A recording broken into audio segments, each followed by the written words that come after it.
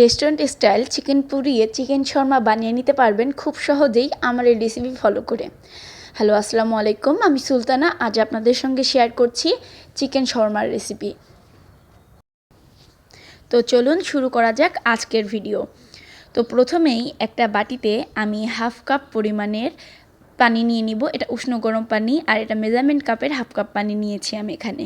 তারপর অ্যাড করছি আমি 1.5 টেবিল চামচ ইস্ট, আর আমি এখানে দিয়ে দিব সামান্য একটু লবণ। তারপরে দিয়ে দিব হচ্ছে 4 টেবিল চামচের মতো চিনি। রেস্টুরেন্টে চিনিটা একটু বেশি ব্যবহার করা হয়, তাই আমি এখানে একটু চিনিটা বেশি ব্যবহার করলাম।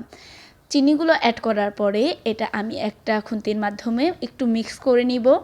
মিক্স করে নেওয়ার পরে চিনিটা গলে গেলে এখন আমি হাফ কাপ পানির জন্য এখানে 1.5 কাপের মতো আমি আটা ব্যবহার করব। ফার্স্টে আমি 1 কাপ দিয়ে মাখিয়ে দেখছি যে আমার লাগবে কি না। তারপরে আমি আর হাফ কাপের মতো অ্যাড করে একটা ডো বানিয়ে নিচ্ছি।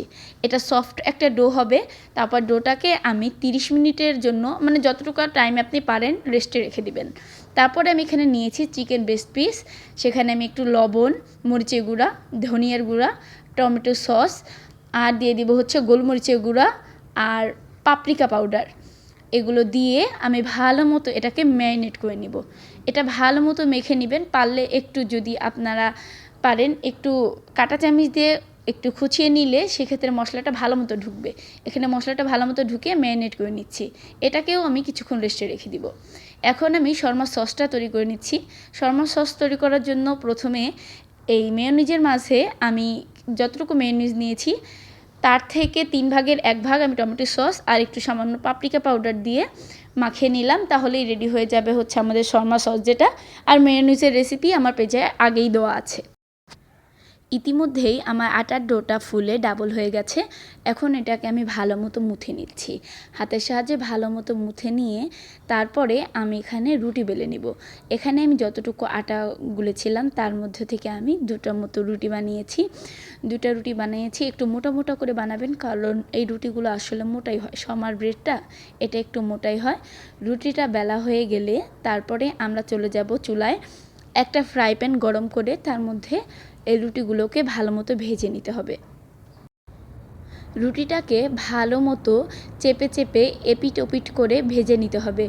সাধারণত শর্মার ব্রেডগুলো সাদা রঙের হয়, তো একদম সাদা দেখতে আমার ভালো লাগে না, আর আমার যেমন কাঁচা কাঁচা মনে হয়। তাই এই ব্রেডটাকে আমি উল্টে পাল্টে খুব সুন্দরভাবে ভেজে নিয়েছি।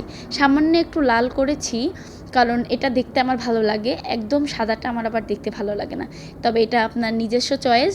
আপনার যদি মনে হয় যে সাদাই রাখবেন, সেক্ষেত্রে আপনি অল্প অল্প জালে অল্প একটু ভেজে নেবেন। আমি একটু বেশি ভেজে নিয়েছি। এরপর প্যানে সামান্য একটু তেল দিয়ে তেলটাকে গরম হতে দিয়ে তারপরে চিকেনের যে ব্রেস্ট পিস দুটো আমরা ম্যারিনেট করে রেখেছিলাম সেটা দিয়ে এখন আমি ভেজে নিচ্ছি।